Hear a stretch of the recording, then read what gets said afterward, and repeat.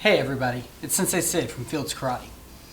I get asked by new students all the time, how do your belt ranks work? And it seems that everybody understands that karate uses belt ranks, but nobody really knows before they get in exactly how they work or even where they came from. When karate first started, as it was being developed originally, there were no belts. All you had was the next kata, the next technique, the next punch, the next kick. But there weren't ranks like we think of ranks today. Now, when Master Funakoshi went to Japan to start teaching karate there, he ran into a guy named Jigoro Kano. Now, Sensei Kano was the founder of the style called Judo. It's a ground fighting style focusing really on throws and takedowns. Very, very respectable style. Now, Master Kano had brought in and started using belt ranks around the same time and in the same vein as the style of Aikido. And early on, you really only had 3 belt ranks. You had white, brown, and black. Now, that was the foundation of what we have today. And even today, just like then, we have what's called a Kyu-Dan system. So you have all these colored belts below black belt, and those are Kyu ranks. And then you have black belt and above, and those are Dan ranks. And again, it used to just be 2 or 3 Dan Kyu ranks, and then you got into the Dans. Now we have expanded that, and part of that was Master Kano, part of that was Master Funakoshi, and then part of that was a series of instructors since then who have expanded this idea.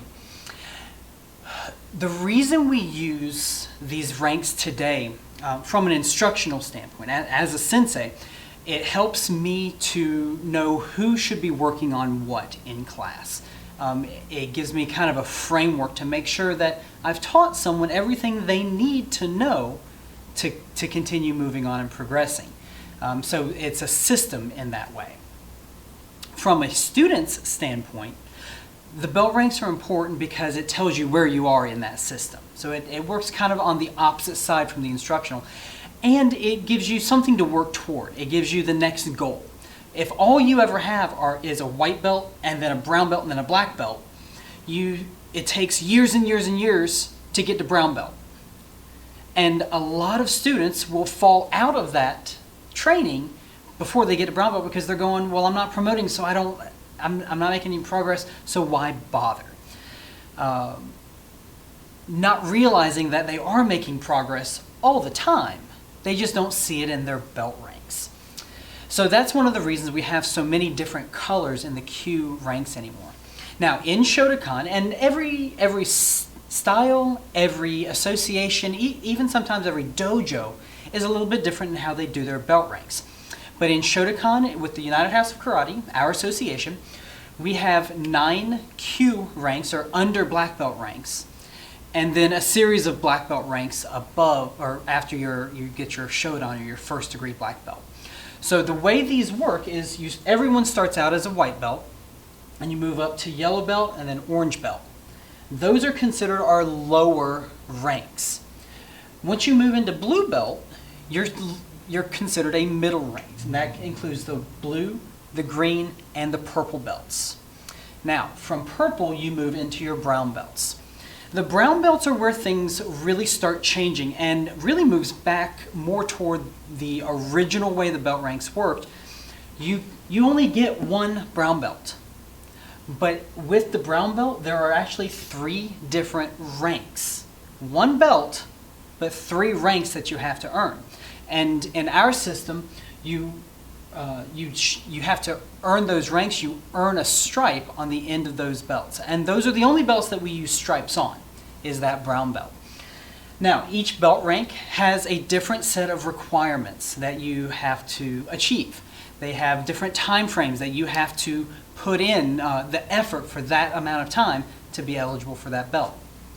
But for us, every one of these belts is more mastery based than anything else. Sure, we have minimum time frames, but it takes, let's say, 6 months to go from purple to brown belt. Well, if you just show up to class for 6 months in a row, doesn't mean you automatically get a brown belt, but it takes at least 6 months to learn everything and master everything that you need for that brown belt. So every rank is more really mastery based when it comes to promotion. Now, another interesting note about the ranks below brown belt or below black belt, their Q ranks, is they count backwards. The white belt is considered a 9th Q. Yellow belt is an 8th Q. 7th Q, 6th Q, 5th Q, 4th Q, 3rd Q, 2nd Q, 1st Q. So they count backwards as far as the rank goes. Remember, there's a slight difference between the belt color and the rank. They correlate, but they're not exactly the same thing. And you see that in the brown belts. You have one brown belt, like literally this belt is the belt that I earned as a young karateka coming up through the ranks. This is the only belt that I ever wore. But it represented 3 different ranks at 3 different times. So when I first got it, it was my 3rd Q. Then I got one of the stripes, and that was my 2nd Q. Then I got my 2nd stripe, and that was my 3rd Q.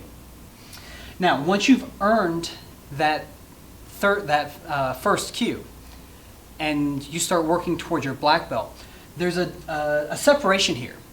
And that separation really just means that you have mastered the basics.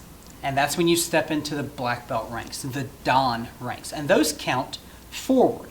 So your 1st degree black belt is a Sho Dan, or a 1st Dan. 2nd degree is a Ni Dan. 3rd degree is a San Dan, and on up the line.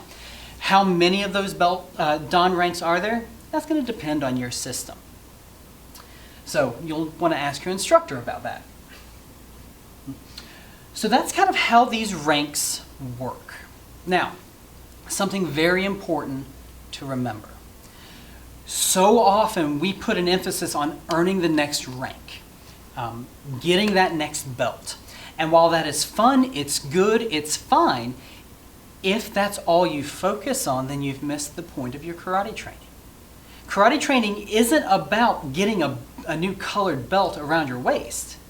Karate training is about mastering the ability to defend yourself. And these ranks are simply a symbol of your level of ability.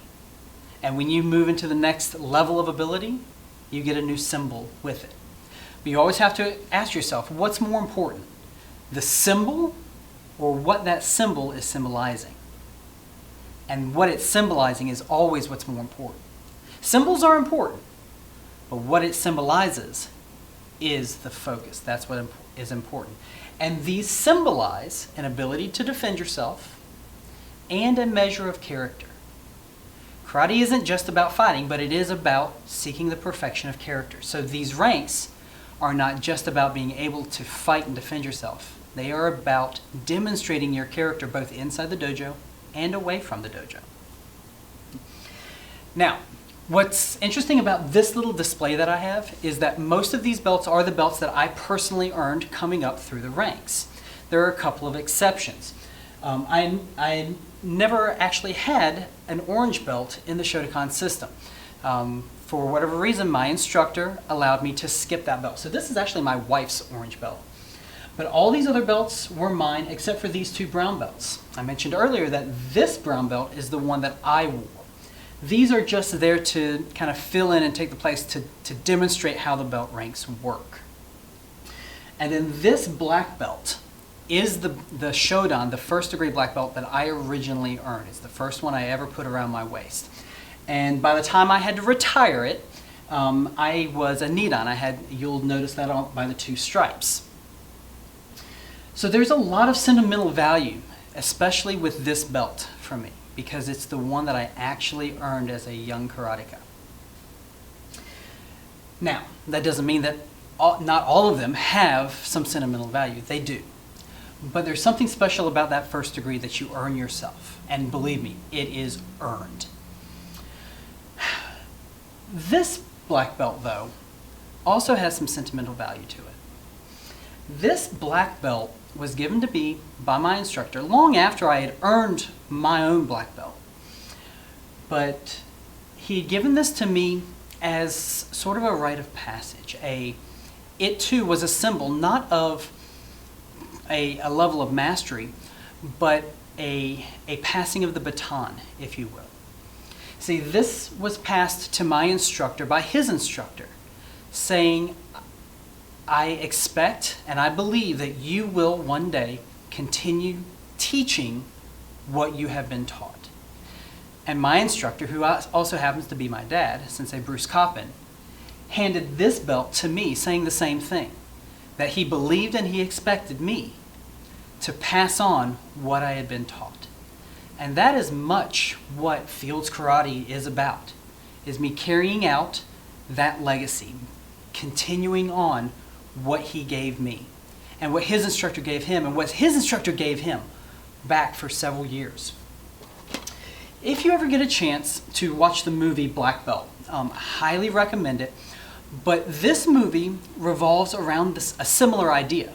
An instructor with three very skilled students who, on his deathbed, gave one of them the instruction to decide which of the other two should carry on his legacy by being given that black belt.